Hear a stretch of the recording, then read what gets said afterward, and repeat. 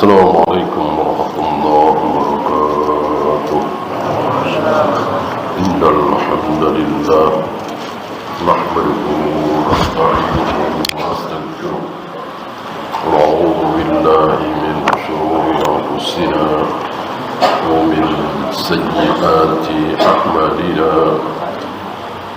من يهده الله فلا مضل له ومن يضلل فلا هادي له.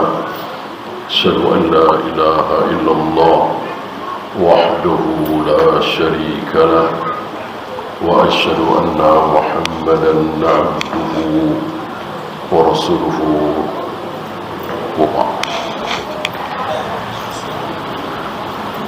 Kita sampai kitab Al-Hilyah, tapi bukan Hilyatul Awliya. Ini kitabnya Ahlus Sunnah. Ini Al-Hilyah, tulisan Abu Nu'aim Al-Asbahani.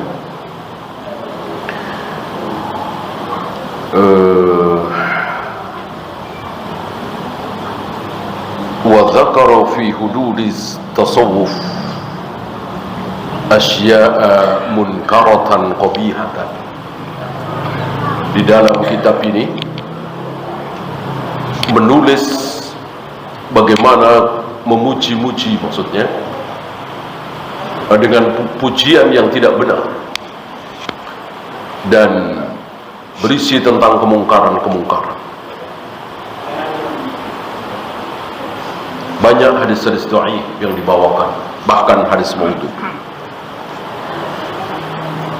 Walam yastahyi ayyadhkura fi sufiyyati Abu Bakr wa Umar wa Utsman wa Ali. Mereka tidak malu mengatakan, menulis di kitab ini, bahwa termasuk orang-orang sufi adalah Abu Bakar, Umar, Utsman, Ali wa sadatis sahabat, dan sahabat-sahabat besar. Malu mestinya, ya. Abu Bakar, Umar, Utsman, Ali tidak kenal apa itu sufi, apa itu tasawuf, karena memang tidak ada di dalam ajaran Islam. Itu muncul setelah 200 atau 300 tahun dari wafatnya Nabi alaihi salatu wassalam. Ajaran baru, bukan ajaran lama. Padahal Islam yang benar itu yang baru apa yang lama? Yang lama. Nabi lama. Kebenaran itu lama. Oleh karena itu, manusia pertama, manusia kedua, manusia ketiga, manusia pertama Adam, ya. Manusia kedua Hawa. Manusia ketiga, manusia ke-10, manusia ke-100, manusia ke-1000. Ada yang berbuat syirik nggak? Ada yang berbuat syirik nggak? Nggak ada satupun. Mungkin sampai manusia yang ke 100.000, ya, tidak ada yang berbuat syirik. Semuanya bertauhid, menyembah Allah satu-satunya. Jadi manusia dulu itu baik.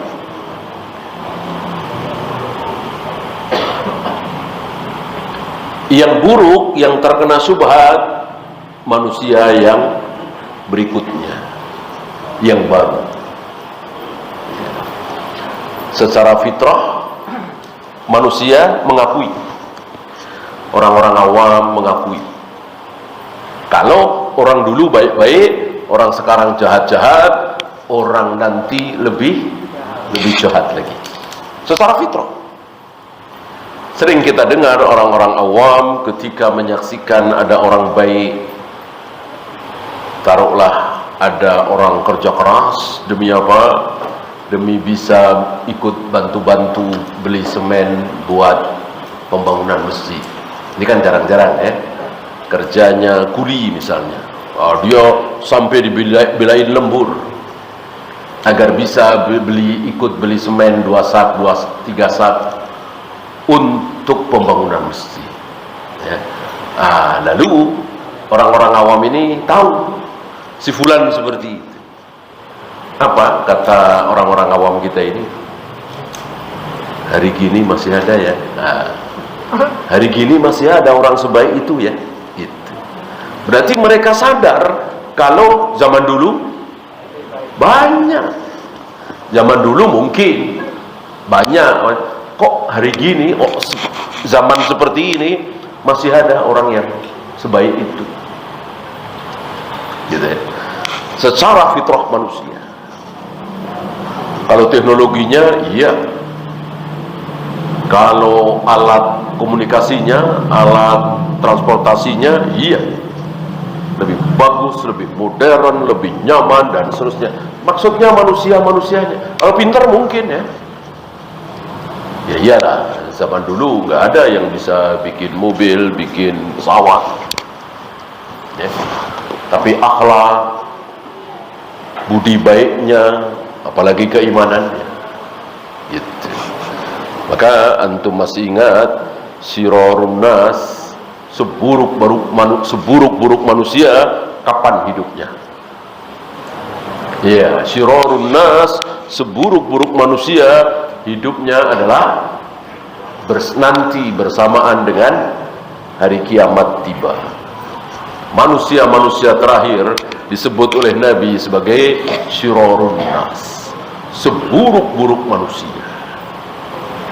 Jadi manusia itu semakin buruk, semakin buruk, semakin buruk, semakin buruk. Puncak keburukan mereka ketika mereka hidup menjelang hari kiamat. Mungkin hitungan hari atau hitungan bulan, ya, atau mungkin setahun 2 tahun.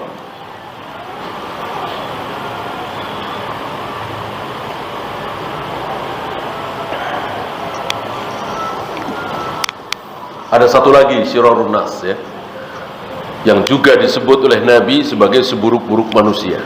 Apa? Masih ingat?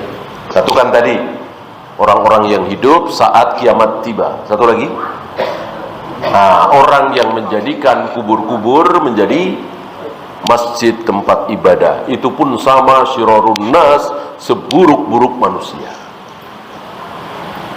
Lihat, seburuk-buruk manusia hari ini sedang disanjung, sedang menjadi tokoh, sedang diikuti. Bukan 1-2 tokoh yang menjadikan kuburan-kuburan sebagai masjid tempat ibadah dan diikuti, disanjung, dimuliakan. Padahal kata Nabi, orang seperti itu apa? Syirarun nas, seburuk-buruk manusia.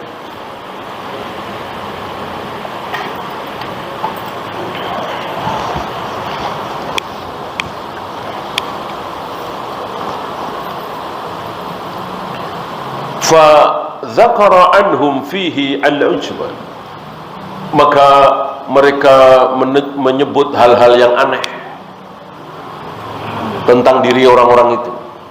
Dan memang torekot-torekot sufiyah ini aneh cara berpikirnya. Ya bayangkan, tidak ada yang kita lihat di jagat raya alam semesta ini kecuali Tuhan. Apa nggak aneh? Mereka mengatakan seperti itu. Jadi setiap kali kita melihat apapun, itulah Tuhan, itulah Allah. Ya. Jadi termasuk ketika melihat anjing, melihat babi, melihat sampah, melihat kotoran, itulah Tuhan. Aneh sekali. Itu mereka. Jadi apapun yang nampak ini Tuhan. Mereka salah memaknai la ilaha illallah dengan la mawjuda bihaqqin illallah. Kalau kita ahlu sunnah memaknai la ilaha illallah apa? Masih ingat?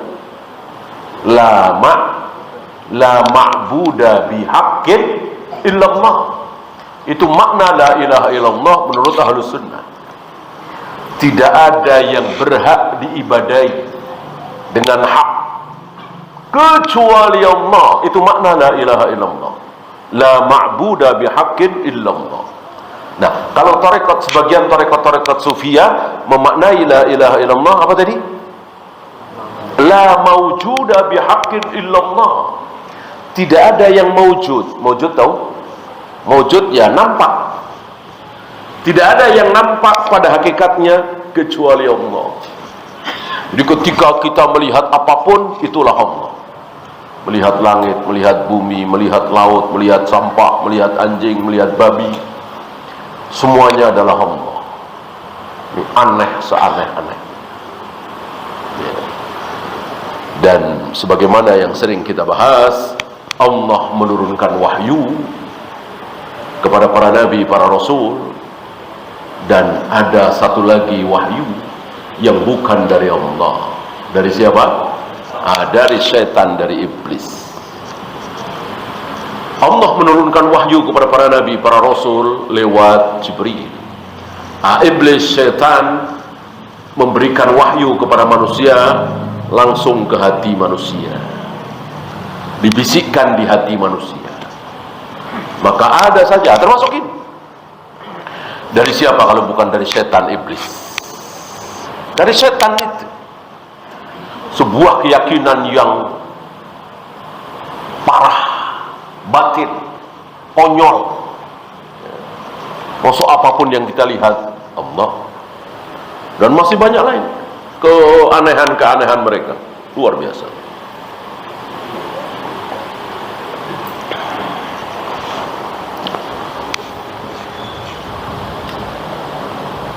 Wa dzakara minhum Shuraih al-Qadi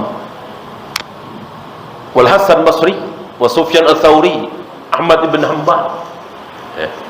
Tokoh-tokoh ulama ahlu sunnah ini, Shuraih, Hasan Basri, Sufyan al-Thawri, Ahmad bin Hanbal, disebut sebagai sufi. Kayak apa pertanggungjawaban mereka nanti di hadapan Allah? Menuduh manusia-manusia mulia ahlu sunnah dituduh sufi. Dan sampai hari ini kaum muslimin yang terkena syubhat ini, yang tidak belajar sunnah, dikiranya sufi itu bagus, tasawuf itu bagus, padahal itu merusak ajaran Islam.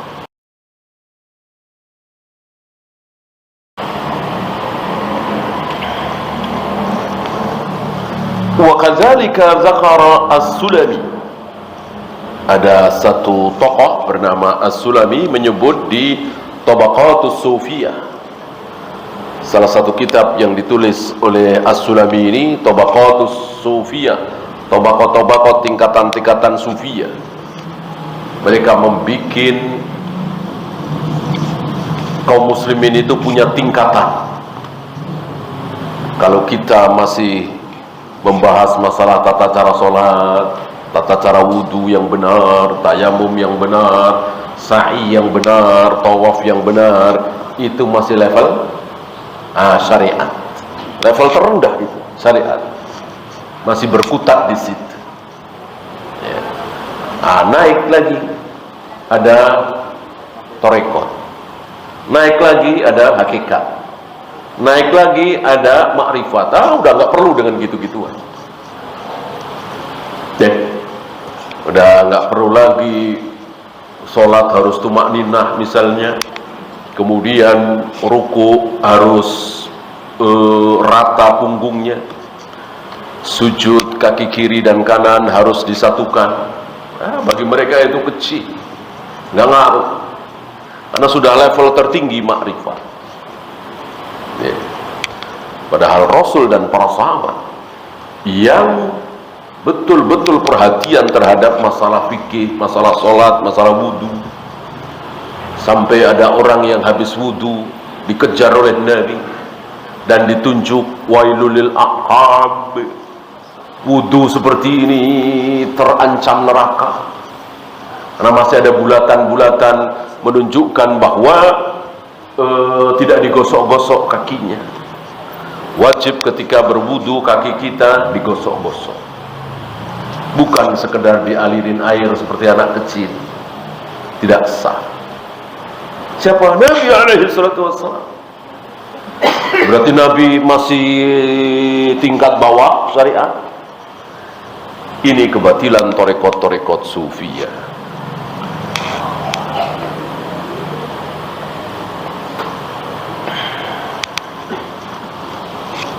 Hanya Islam insya Allah yang tidak membuat kasta-kasta dalam agama. Hampir semua agama ada tingkatannya, ada kasta-kastanya.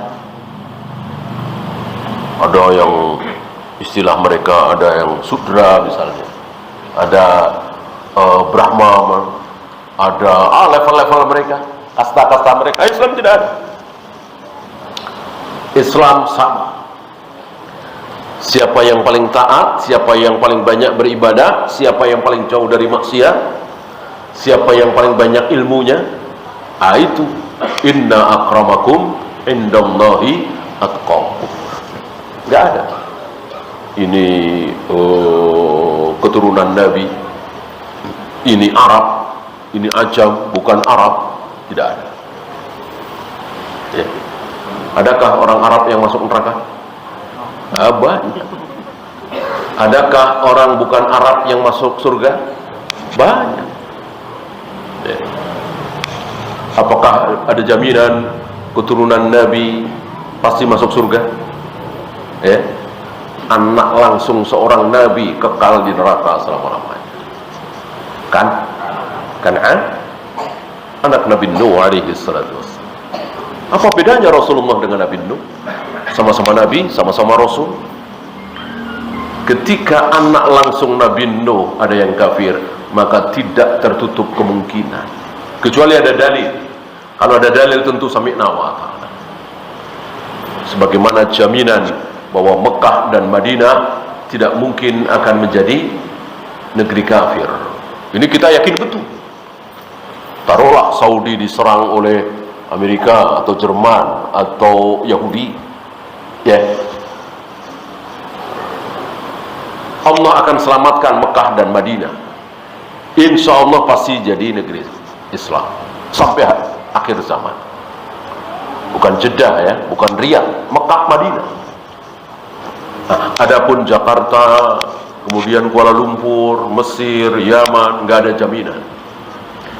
Satu saat Mesir menjadi negeri kafir, mungkinkah? Nggak mustahil. Satu saat Yaman, Malaysia menjadi negeri kafir, tidak mustahil. Adapun Mekah, Madinah, mustahil. Karena sudah ada jaminan. Nah, kalau nggak ada jaminan, tidak boleh kita memastikan. Termasuk keturunan-keturunan Nabi alaihi salatu wassalam.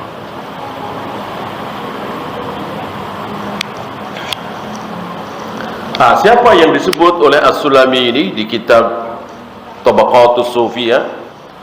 Fudail bin Iyad, seorang ulama besar ahlu sunnah. Ibrahim bin Adham, tanggung-tanggung, ya, yang terkenal dengan Al-Karhi dan lain-lain. Wa ja'alahum minas sufiyyati bi an asyara ila annahum minaz zuhad. Mereka dengan lancangnya, dengan beraninya menyebut ulama-ulama ahlu sunnah besar ini adalah sufi. Hanya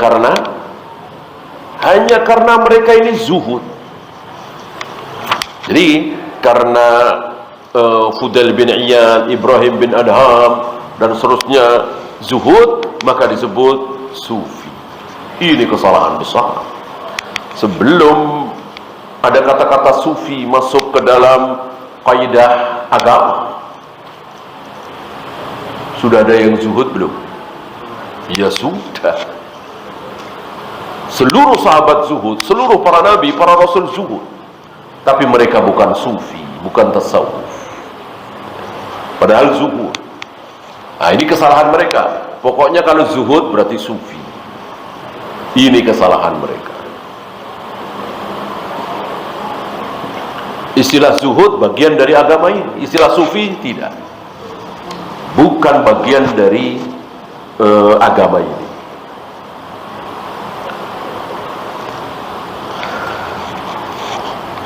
Nah, maka Syekh Ali Hasan berkomentar, "Fattasawwufu ghairu zuhdi." Tasawuf itu bukan zuhud. إذ دخلت التصوف عقائد وأفكار وفلسفات وغير ذلك. Karena masuk ke dalam tarekat sufiyah ini keyakinan-keyakinan yang sesat, pemikiran-pemikiran yang keliru, dan filsafat. Ada filsafatnya. Maka banyak kaum muslimin yang mengucapkan kalimat-kalimat falsafah. Ada falsafahnya, ada filosofinya itu. Ya. Islam tidak mengenal seperti itu. Ya. Melempar jumroh, ya melempar jumroh. Nggak ada itu filosofinya melempar setan. Gitu. Nabi nggak pernah menjelaskan seperti itu. Memang, ya itulah ibadah. Allah perintahkan kepada Nabi alaihi salatu wassalam untuk mengelilingi Ka'bah ke arah kiri. Ketika melewati Hajar Aswad, cium. Ketika tidak bisa karena berdesakan, sentuh dengan tangan, tangannya dicium. Ketika terlalu jauh, lebih banyak yang berdesakan, maka cukup dengan isyarat tangan tanpa dicium. Ada filosofinya? Enggak ada. Subuh 2 rakaat, duhur 4 rakaat, ada filosofinya? Enggak ada.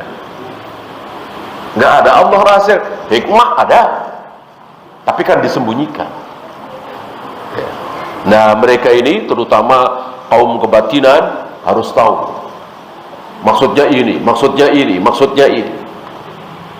Tidak ada.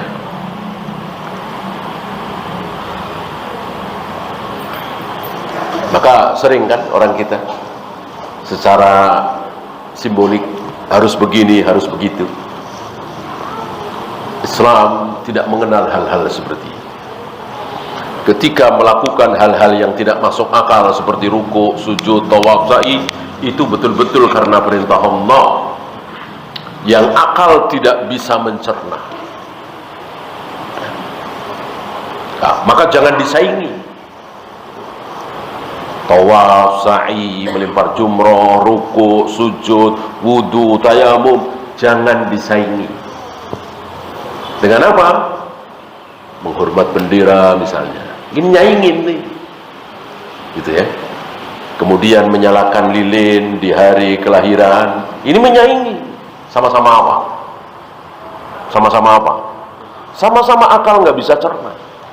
Ruku, sujud, tawaf, sa'i, melempar jumrah sama dengan nyalain lilin ketika hari kelahirannya, menghormat bendera, bendera setengah tiang. Sama, akal nggak bisa cerna. Kenapa itu semua harus dilakukan? Ya. Bedanya apa? Yang ini dicontohkan oleh Nabi alaihi salatu wassalam, manusia termulia di muka bumi ini yang belum pernah berbohong. Nah, ini dicontohkan oleh Yahudi dan Nasrani, orang-orang kafir. Ya. Sekarang kan banyak. Ya. Dan kaum muslimin mengikutinya. Hampir-hampir tidak ada perbuatan, kelakuan Yahudi dan Nasrani yang tidak ditiru oleh kaum muslimin. Hampir-hampir tidak ada.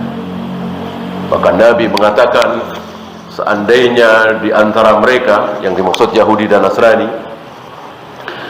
ada yang berzina dengan ibunya, menzinai ibunya, maka pasti ada di antara umatku yang akan menzinai ibunya. Jadi nggak ada perbuatan, kelakuan Yahudi dan Nasrani yang tidak ditiru oleh kaum muslimin.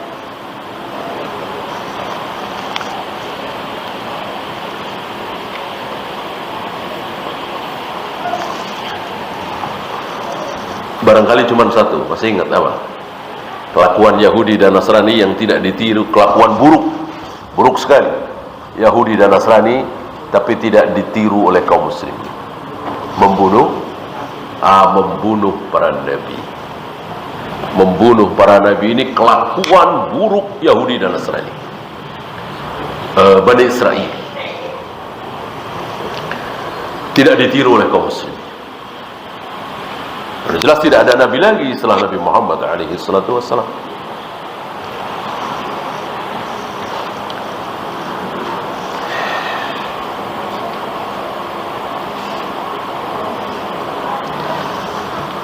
Fattasawufu madhabun ma'rufun. Tasawuf ini menjadi madhab yang ma'ruf, terkenal, apalagi hari ini ya, karena mungkin kurangnya peringatan pada dia, dai-dai pada dia ya, yang pada tahu dia nggak mau ngambil resiko gitu. Bicara sesuatu yang tidak berisiko. Mari kita sholat, jangan berzina, jangan berjudi, jangan minum khamr, jangan korupsi. Berbicara seperti ini tidak ada resikonya. Tapi mengatakan sufi tasawuf sesat, tidak ada contoh dari Rasul dan para sahabat, nggak ada di Al-Quran dan Sunnah. Pada marah nggak kira-kira? Marah, berisiko. Para ulama yang benar warasatul anbiya, al ulama warasatul anbiya. Para ulama itu pewaris para nabi. Jadi dakwahnya mengikuti para nabi, para rasul. Antum pernah dengar ada seorang nabi di antara 124.000 nabi itu, ada seorang nabi begitu berdakwah kepada kaumnya, langsung dipeluk, disanjung, dihormati, nggak ada perlawanan. Ada nabi seperti itu? Nggak ada. Nggak ada. Tidak ada satupun nabi yang tidak punya musuh. Kenapa? Kenapa? Karena dakwahnya tidak seperti tadi. Kalau para nabi, para rasul dakwahnya cuman saudara-saudara jangan berzina, saudara-saudara jangan mencuri, saudara-saudara jangan membunuh, jangan berantem, nggak ada yang marah insyaallah. Termasuk para pelacur, para pemabuk, para penjudi, para pencuri, nggak pada marah, nggak pada marah. Orang mereka merasa salah. Ya. Antum bisa lihat saja lah.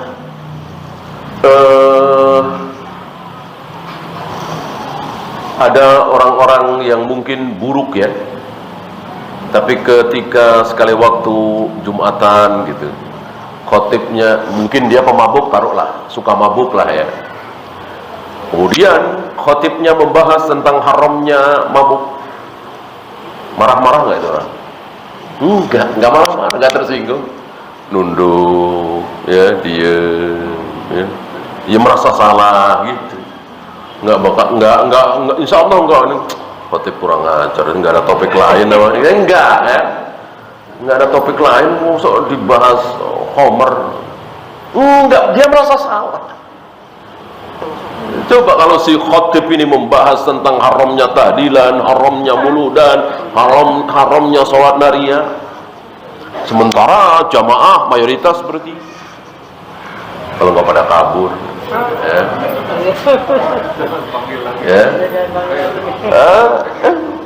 Karena ya itu dia, nggak ada tahdzir, nggak ada peringatan, didiamkan, ya akhirnya terjadilah sebagaimana yang kita lihat. Semakin banyak, semakin besar, semakin terkenal, tidak diperingatkan oleh para dai. Ya. Maka sayang sekali kalau dai salaf ikut-ikutan sibuk membahas hal-hal seperti tadi. Jangan berzina, jangan berjudi, jangan minum khamr, jangan membunuh. Ya sama aja dai-dai yang lain. Manhaj, akidah, tauhid, sunnah, bid'ah, ini yang mestinya konsentrasi di situ para du'atus salaf.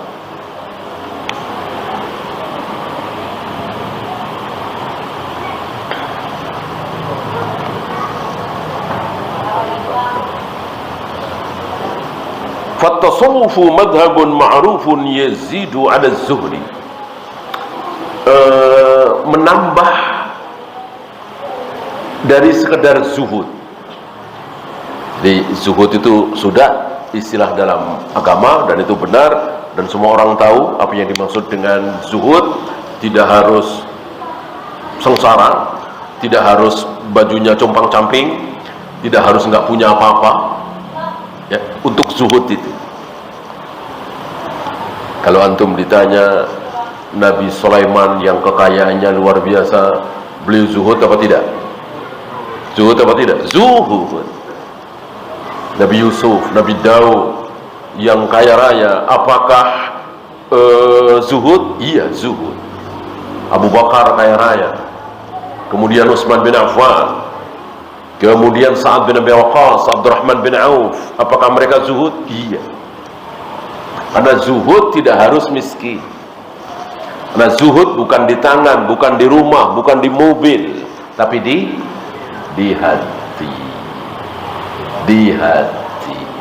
Sementara ada yang nggak punya rumah, masih ngontrak, nggak punya apa-apa, motor aja nggak punya, tapi dia tidak zuhud. Mungkinkah? Mungkin.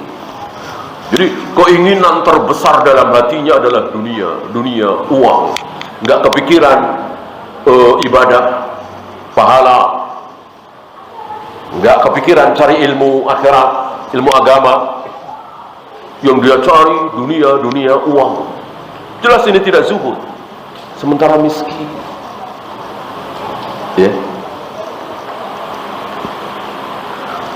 Wa yadullu 'ala al-farqi bainahuma. Ada perbedaan antara zuhud dengan tasawuf itu ya. Anna az-zuhda lam yadhummahu ahad. Kalau zuhud tidak ada yang mencela. Tidak ada yang mencela. Bahkan kata Nabi, kalau kalian ingin dicintai oleh Allah dan ingin dicintai oleh manusia, caranya apa? Ingin dicintai manusia juga, ingin dicintai Allah juga. Caranya zuhud. Kalau ingin dicintai oleh Allah, zuhudlah terhadap dunia. Sebagaimana para nabi, para rasul, para sahabat zuhud terhadap dunia. Kalau ingin dicintai oleh manusia, zuhudlah terhadap ma fi aidin nas. Apa yang ada di tangan manusia. Jelas tidak mudah ini. Tetangga kita punya mobil baru, tetangga kita bisa bangun rumah, tetangga kita bisa umroh 3 bulan sekali, ya kalau ini ibadah ya. Tetangga kita jalan-jalan sebulan sekali. Kita tidak ingin, kita tidak ingin, tidak ngiri, tidak asa. Insya Allah kita akan dicintai oleh manusia. Yang menyebabkan kita dibenci oleh manusia, kita iri, kita hasad. Hasad yang dengan ucapan, bukan hasad di hati. Kalau hasad di hati masih diperbolehkan, disimpan di hati.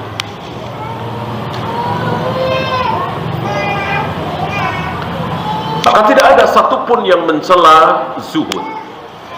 Wa qaddamu at-tasawwufa ala ma sayati dzikruhu.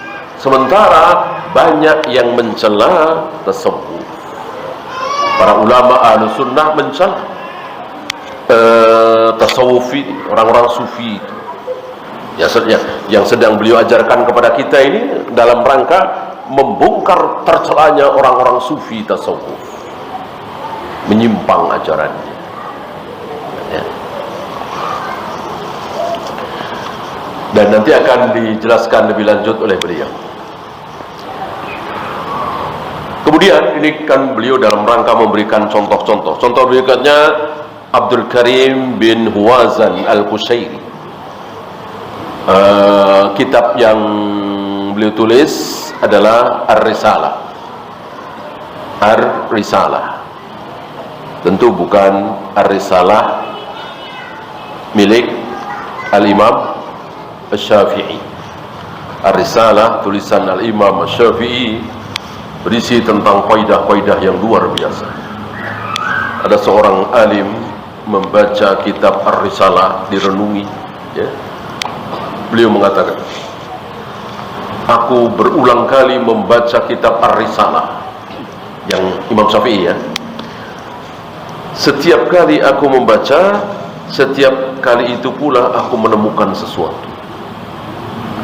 yang aku tidak temukan di bacaan sebelumnya. Jadi seolah cetakan baru gitu. Padahal ya itu aja kan, ditulis juga masih pakai tangan kan oleh Al-Imam Asy-Syafi'i. Nah, ini ada seorang imam, lupa namanya saya, mengatakan seperti itu.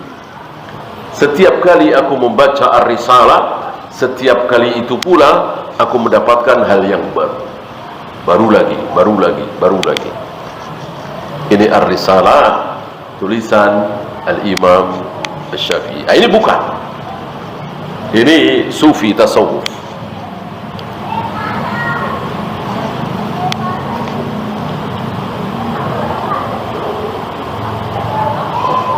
Untuk membedakan, maka para ulama ahlu sunnah menyebut sebagai Ar-Risalah Al-Qushairiyah. Ar-Risalah Al-Qushairiyah dinisbatkan kepada penulisnya, yaitu Al-Qushairi. Dan begitulah para ulama, ketika ada persamaan antara ahlu sunnah dan ahlul bidah, biasanya dikasih embel-embel supaya kaum muslimin tidak terkecoh. Seperti As-Suddi. As-Suddi ini imam besar ahlu sunnah, tapi ada juga As-Suddi tapi Rafidah, Syiah. Kebetulan namanya sama, As-Suddi. Nah, agar kaum muslimin tidak terkecoh, maka para ulama ahlu sunnah menyebut As-Suddi Kabir, As-Suddi Shaghir. Agar apa? Agar tidak terkecoh orang-orang yang datang berikutnya. Mana berbahaya. Berbeda dengan Sufyan bin Uyainah dan Sufyan Ats-Tsauri. Dua-duanya ahlus sunnah, dua-duanya thiqah, dua-duanya guru dari Al-Imam Asy-Syafi'i. Maka para ulama tidak membikin embel-embel. Ya udah As-Sufyan. Kan kalau dalam hadis kan biasanya satu nama. Haddatsana As-Sufyan. Ya. Nah, timbul pertanyaan, ini Sufyan Ats-Tsauri apa Sufyan bin Uyainah? Nggak tahu, nggak masalah. Ada dua-duanya ahlu sunnah, dua-duanya thiqah, dua-duanya dobir, dua-duanya kuat hafalannya, dua-duanya ulama besar. Ya. Nah, ini Ar-Risalah yang tulisan Al-Qushairi yang berisi tentang tasawuf. Fadzakara fiha al-ajaiba min al-kalam. Di kitab ini ditulis hal-hal yang aneh, membahas tentang fil fana'i wal baqa wal qabdi wal basat wal waqti wal hal wal wajri wal wujud wal jam'i wat tafruqa was sahwi was suqar wal dzauqi was syarab, dan seterusnya. Disebut perbedaan, ya, apa itu menghampar, apa itu al-qabd. Allah menghamparkan tangannya kan, tidak mau mengqabd, tidak menggenggam tangannya, ya. Kemudian tentang waktu, perbedaan waktu dengan keadaan, wajdi wal wujud, perbedaan antara wal jam'i wat tafriqa, jamak dengan kumpul dengan pisah, ya. Dibahas di situ, ya. Sebuah pembahasan yang tidak perlu, semua orang tahu. Siang dengan malam bedanya apa, timur dengan barat bedanya apa, semua orang tahu. Dan begitulah orang-orang tarekat sufiyah, firqah-firqah pada umumnya seperti itu, membahas sesuatu yang tidak perlu. Beda dengan para ulama, membahas tentang tauhid, membahas tentang manhaj. Yang nggak perlu ngapain, ya, sampai pojok kiri atas, ya, ngapain seperti itu, ya kan? Nggak perlu, nggak perlu. Ulama-ulama besar tahu nih surat sekian sekian, tapi nggak disebut, ya. Justru para ulama itu banyak itu mau dengan kitab membaca gitu. Untuk apa? Untuk menyembunyikan ilmumu, tidak sombong. Padahal mereka hafal. Mereka hafal.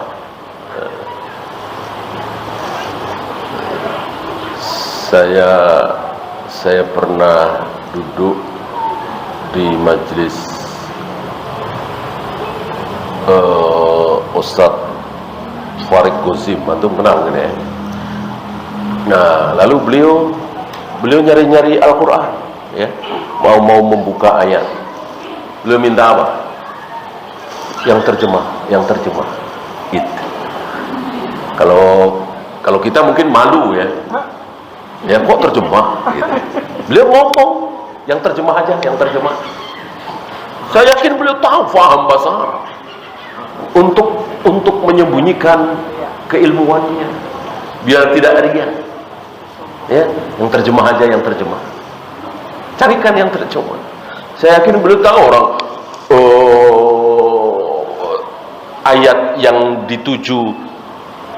dituju sudah ada, tentu tahu artinya.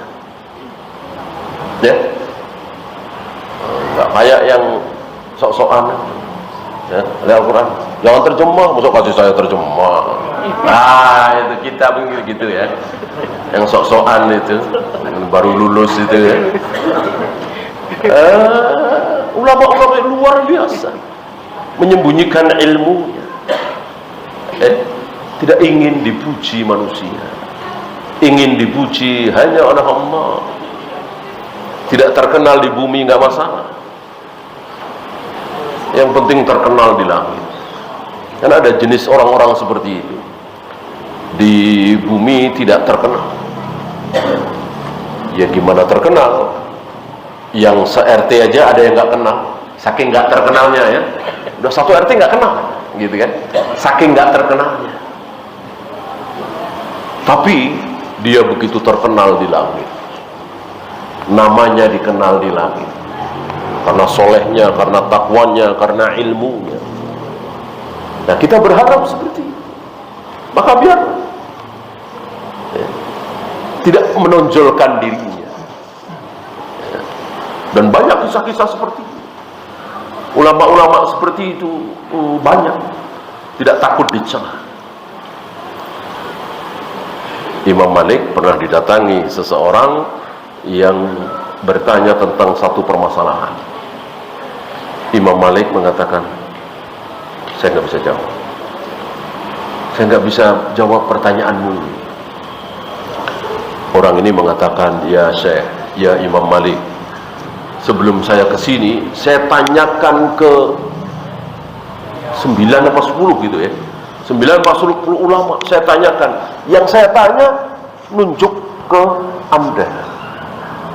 Setiap saya tanya, nunjuk ke Anda. Artinya mereka nggak mau jawab. Mereka menyuruh saya bertanya ke Anda. Kenapa Anda kenapa Anda nggak jawab? Gitu ya. Nah, Imam Malik mengatakan, saya nggak bisa jawab. Pergilah dan sampaikan kepada orang-orang bahwa Malik ditanya, aku tanya sesuatu pada Malik nggak bisa jawab. Katakan kepada semua orang. Gitu, nggak takut. Nggak kayak kita. Kita mungkin saya nggak bisa jawab, tapi yang bilang-bilang ya, diam aja ya, cukup kamu aja yang tahu. Gitu. Itulah kita. Imam Malik sampaikan kepada semua orang yang engkau temui, yang engkau kenal, bahwa Malik ditanya dengan pertanyaan seperti ini nggak bisa jawab. Nah, inilah ulama-ulama kita, menyembunyikan ilmunya, tidak menampakkannya. Ya.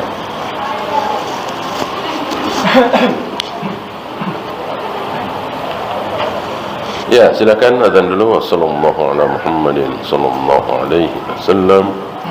Akhiru da'wana alhamdulillahi rabbil alamin.